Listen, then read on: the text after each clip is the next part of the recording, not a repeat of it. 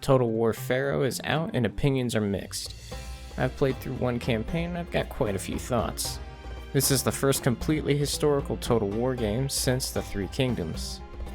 Pharaoh takes place during the Bronze Age collapse, a very dark time for civilizations around the Mediterranean Sea. The game only really focuses on two areas of the collapse: the civil wars and the invasion of the Sea Peoples.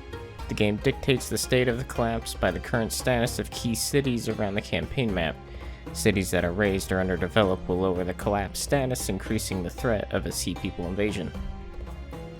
This gives you a chance to rewrite history in the sense that if you and a friend or two were to work together, you could possibly prevent a full collapse of the Bronze Age. The visually beautiful map can feel small with the distance it covers compared to other titles.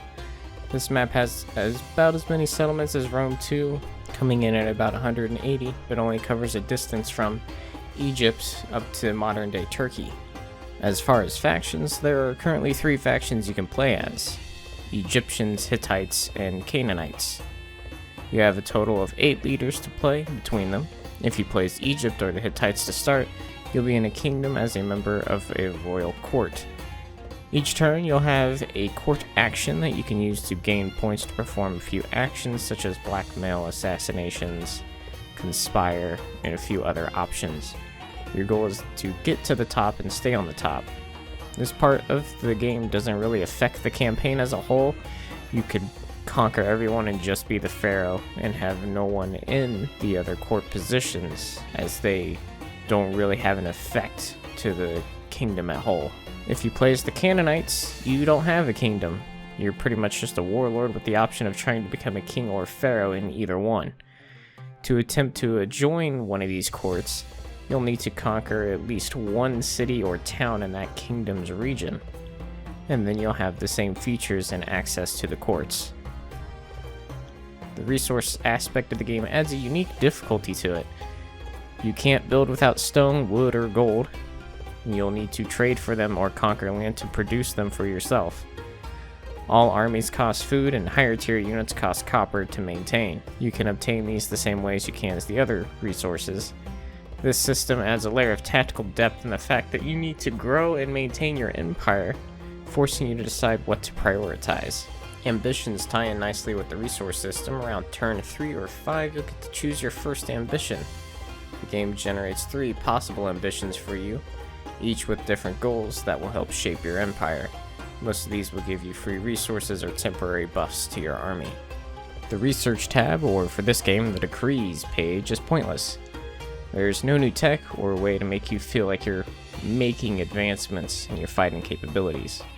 All of your decrees give you a bonus to production, diplomatic bonuses, or buffs to your units. It's not that these bonuses are bad, it's the fact that even though you're progressing through the tree, it doesn't alter the gameplay in some meaningful way, making it feel pointless. My biggest issue with this game is the scope. The Bronze Age isn't a bad choice for a Total War game. The time frame they chose to cover is the issue. If the game started at the beginning of the Bronze Age and progressed to its height and then collapsed, it would be, in my opinion, a much better scope for a Total War game.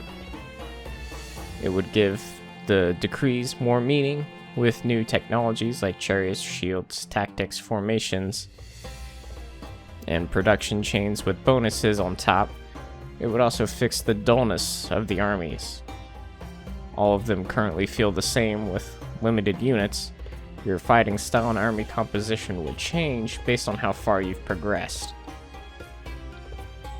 Overall, it's not a bad Total War game, but it's not a good one either. The short period of time that the game covers is what I believe holds it back.